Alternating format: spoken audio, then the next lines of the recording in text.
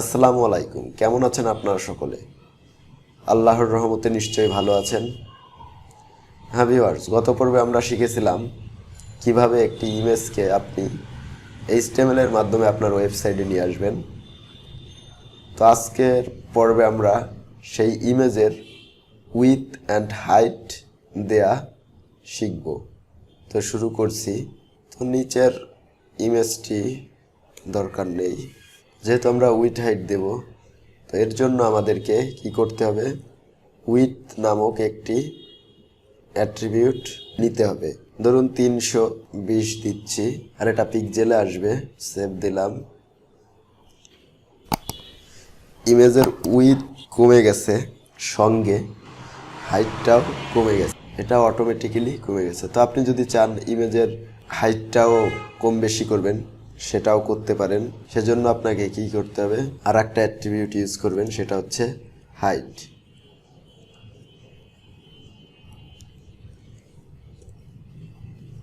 ধরুন আপনি হাইট দিতে যাচ্ছেন 280, দিলাম। দেওয়ার পরে সেভ দিলাম।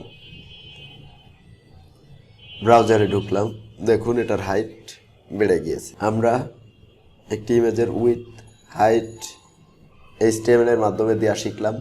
আপনি যদি চান কোনো ইমেজকে কোনো অ্যাড্রেসের সঙ্গে লিঙ্ক করাবেন, সেই ক্ষেত্রে আপনাকে লিঙ্ক করানোর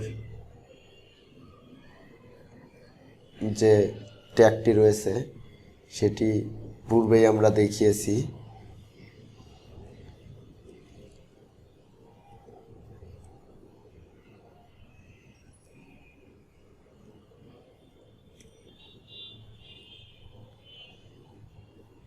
যেহেতু ইমেজটাকে আমরা লিঙ্ক করাতে যাচ্ছি, তো ইমেজ ট্যাগটি এই অ্যাড্রেস ট্যাগের বা লিঙ্ক ট্যাগের মধ্যে দেব। তো এখন লিঙ্ক করার জন্য কি ইউজ করেছিলাম আমরা, মনে আছে? অ্যাট্রিবিউট এইচরেফ বা হাইপার রেফারেন্স।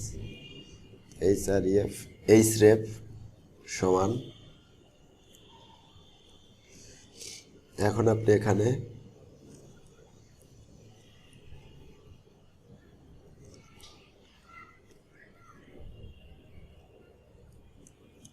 যে কোনো ওয়েবসাইট অ্যাড্রেস বা যে কোনো অ্যাড্রেস লিঙ্ক করাতে পারবেন। তো সেভ দিন। দেওয়ার পরে ব্রাউজ করুন। দেখুন এখানে কার্সরের পয়েন্টটি ক্লিকেবল হয়ে যাচ্ছে এবং নিচে